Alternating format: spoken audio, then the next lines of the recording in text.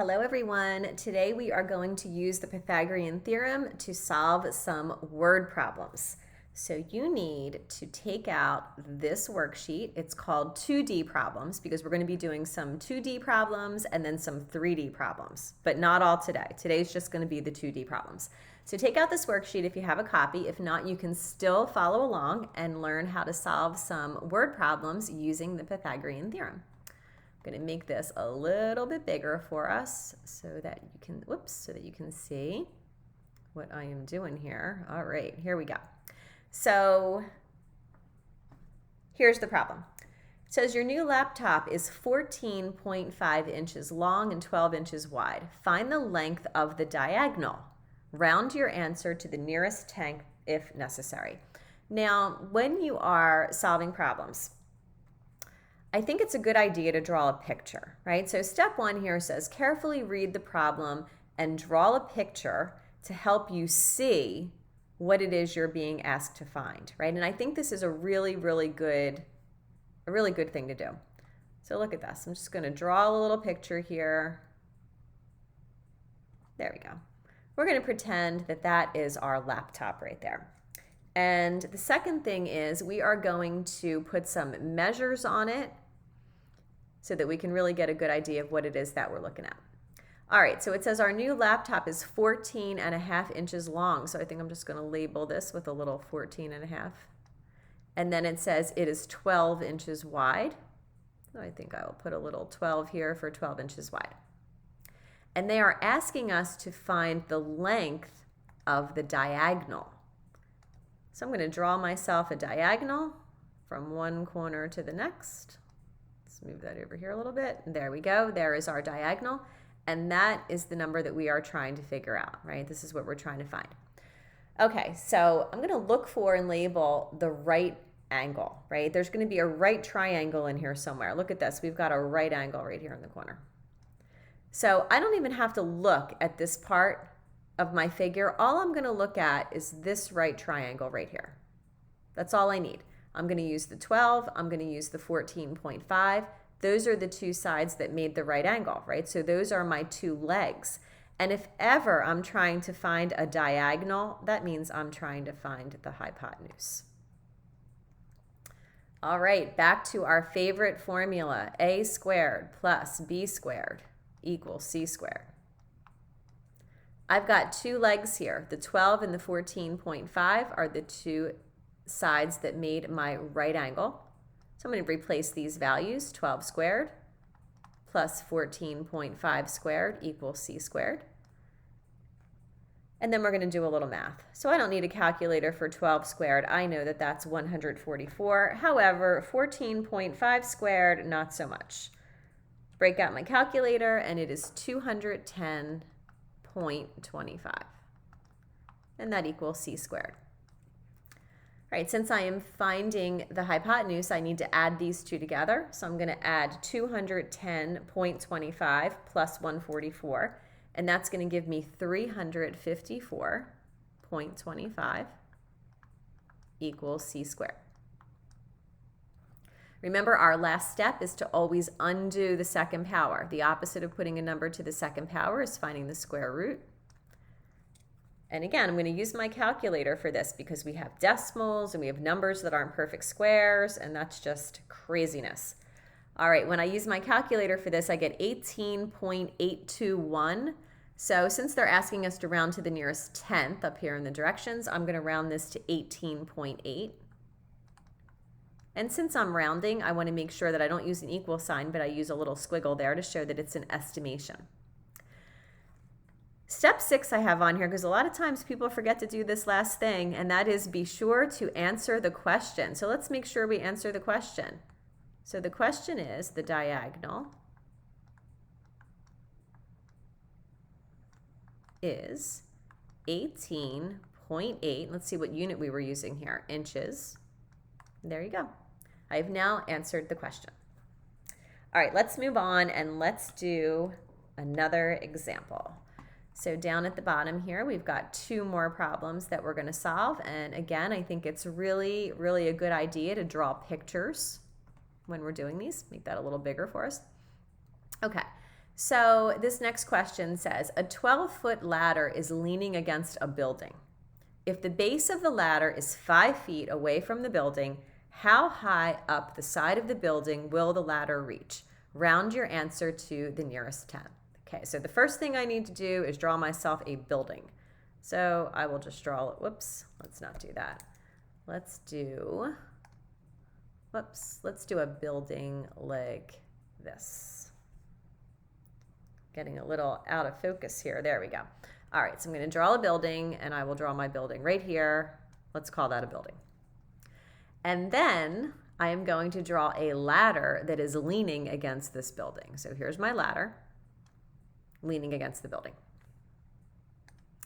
All right, let's put some measures on here. So it says a 12-foot ladder. That means this ladder right here is 12 feet. So I'm going to put a 12 on my ladder. It says it's leaning against a building. It says the base of the ladder, right? Whenever they're talking about the base of the ladder, or really the base of anything for that matter, that's the bottom. Just going to put a little note on here for you so you remember that. So this is the base of the ladder. Here's the building. So they're saying that this distance right here from the base of the ladder to the bottom of the building is 5 feet, right? The base of the ladder was 5 feet away from the building. All right, so when I look at this, when I look at my ladder, it's leaning against a building. It's 5 feet away. I can clearly see that my right angle is right there in the corner, right? I'm only going to look at this right triangle that I made here. Now, when you have something that's leaning like a ladder, that kind of tells you right away that that's going to be the hypotenuse, right? That kind of tells you that that's going to be the diagonal side. So here's our right angle. If I'm going to label these measures as 2 legs and a hypotenuse, I'm going to look right across from that right angle. And 12 is my hypotenuse, which was the ladder. And this 5 is going to be one of the legs. And this is what I'm trying to figure out, right? How high up the side of the building is the ladder going to reach? I want to know what this distance is right here. Let's start out with our Pythagorean theorem. So a squared plus b squared equals c squared. I've got a leg and a hypotenuse, right? I'm trying to figure out this other leg here. I know what one of the 2 sides is that made the right angle, but I need to figure out what the other one is. So I can put this 5 in place of A or B. So I think I'll put it in place of B. And then this 12 is my hypotenuse. That's our ladder. That's going to go in place of C. So I have A squared, and 5 squared is 25. 12 squared is 144. Now this is one of those equations where I'm going to have to do that little extra step of subtracting first, right? I can't go right to finding the square root because a squared is not by itself yet. So I just subtract 25 from each side, and that's going to give me a squared equals 119. Then I'm going to break out my calculator, and I'm going to figure out what the square root of 119 is. And that's going to give me approximately 10.9. So I'm going to say that A is approximately 10.9. Right? And the way I did that was I found the square root on each side. So that means that the ladder will reach 10.9 feet up the side of the building. So we want to make sure that we write that, right? Again, we always want to make sure that we're answering the question. So the ladder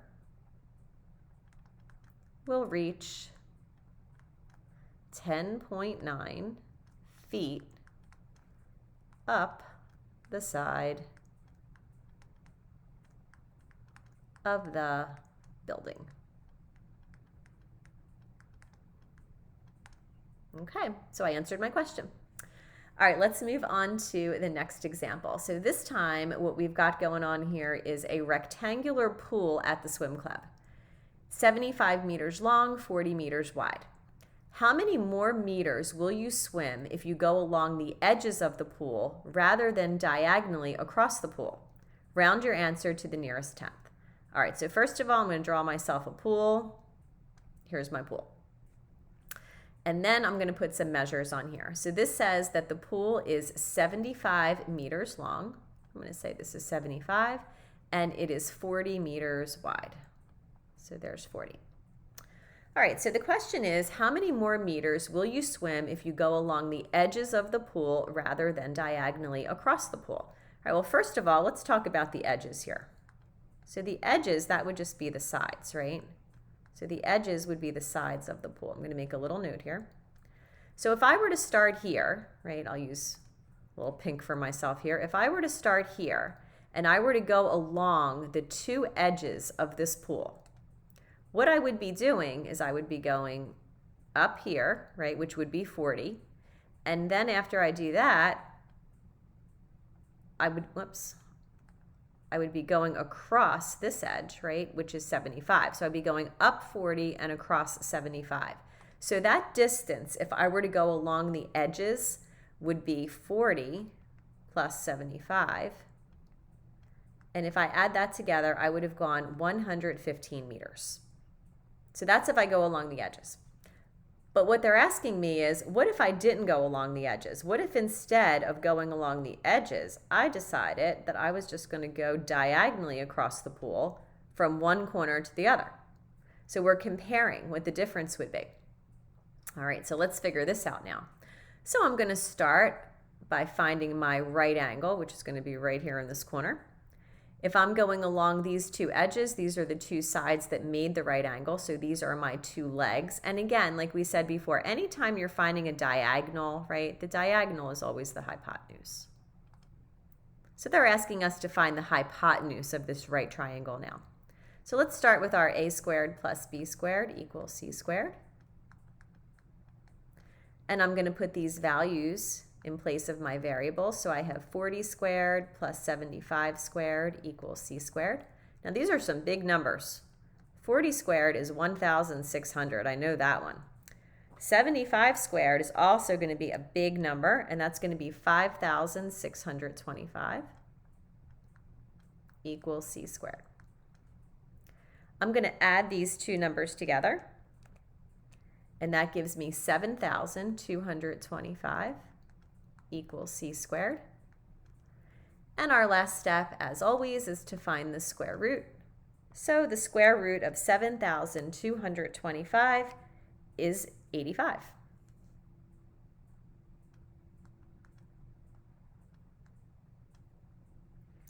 All right, so if I were to take the diagonal, it would be 85 meters. And we want to compare that to if we went 115. So what we want to do is we want to take these two numbers and we want to subtract them. So 115 if I went along the edges minus 85 if I took the diagonal. When I subtract 115 minus 85, that's a difference of 30.